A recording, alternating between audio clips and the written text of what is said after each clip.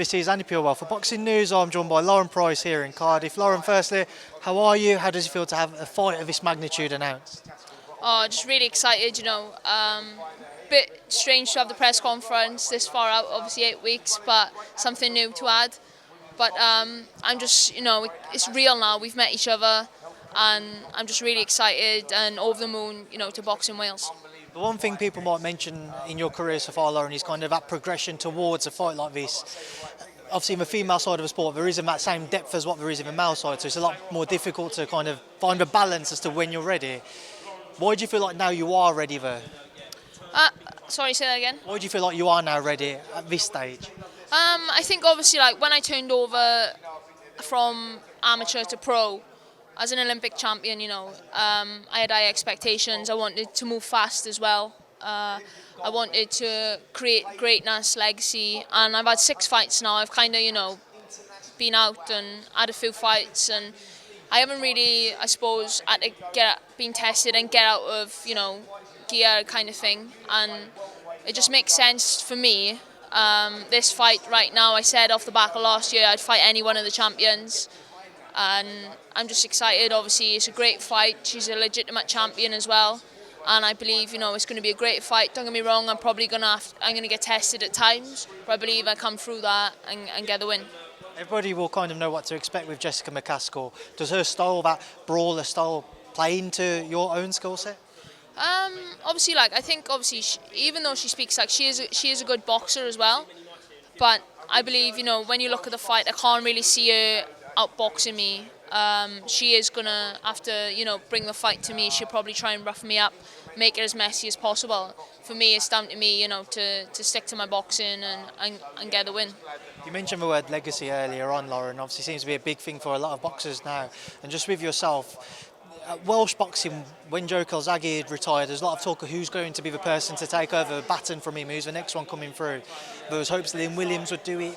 Not disrespecting Lynn, but didn't quite live up to her hopes. Joe Cordina, minute for doing fantastically well, 2-time world champion. You yourself now, putting yourself in that bracket. Do you feel the pressure to try and be that leading light for Welsh boxing? I wouldn't say it's pressure. For me, if anything, I'm excited. I want to bring Welsh boxing, back to Wales, because I believe, even for the undercard, we got great Welsh talent coming through. And yeah, like I said, obviously, these fights to box in Wales, that's a dream come true for me.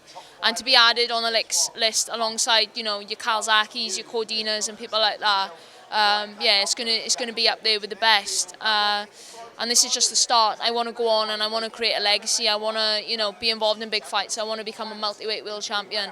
But I got to get past, May the 11th, get past Jessica McCaskill first.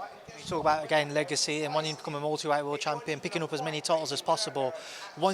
If you come through Jessica McCaskill, people will say if there's no turning back, then it is other big fights. A lot of people will point towards Natasha Jonas fight. She holds one of the other titles. Do you agree then that's kind of the right move to make, provided May 11th goes to plan, look towards Natasha Jonas fight? Yeah, definitely.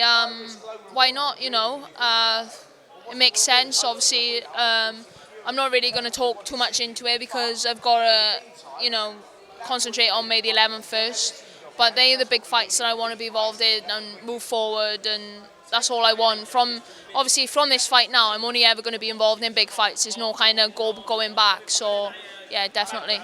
Again, my next question being, provided May 11th goes to plan, how quickly or how much quicker do you expect to see those big fights start to progress for you? I know you've waited for something like this for a while, but if you're coming away with a few belts around your waist, I imagine it would make things a lot easier. Yeah, definitely. Obviously, I think even though last year, I called out everyone in a way, even though I'm laid back, sometimes you got to do a bit of talking. And I put it out there that I'd fight anyone. Not many people, come back or wanted to fight me. And in a way, I can't blame them because I didn't have a belt. I didn't have nothing to offer them. And, it's like high risk, low reward kind of thing. But, I win these belts now, and that sets me up to be involved in more big fights and doors open. A few answers ago, you mentioned trying to become a multi-weight world champion. Obviously, we've seen the likes of Natasha Jonas jump up 3 or 4 weights to go on to become world champion before dropping back down. How can you see your career fluctuating in terms of weight? I think at the minute, like I'm doing 147. The weight is exciting. There's a lot of great fights there. So for me, that's my only focus. But in time, over the years, I plan on, staying pro for a long time. So I plan on, say, I don't know, a few years time. If there's a big fight there, a big name, why not? Up or down? Can't see me going down. No.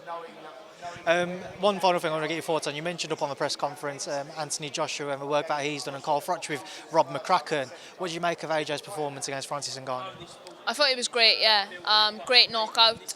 And I was quite happy, because it was late as well going on, and I wanted him to get him out early. But yeah, great shot. And I think he seems to have a little bit more, confidence about himself now. And yeah, he seems, he's exciting to watch again. And I believe, maybe this is the turning point for him to go on and become world champion again. I don't know how much, or if all you guys kind of cross paths during your time boxing for GB, but what did you make of anybody who's kind of questioned his mentality along the way, and you see him coming through now and the performances he's produced in his last 2 fights?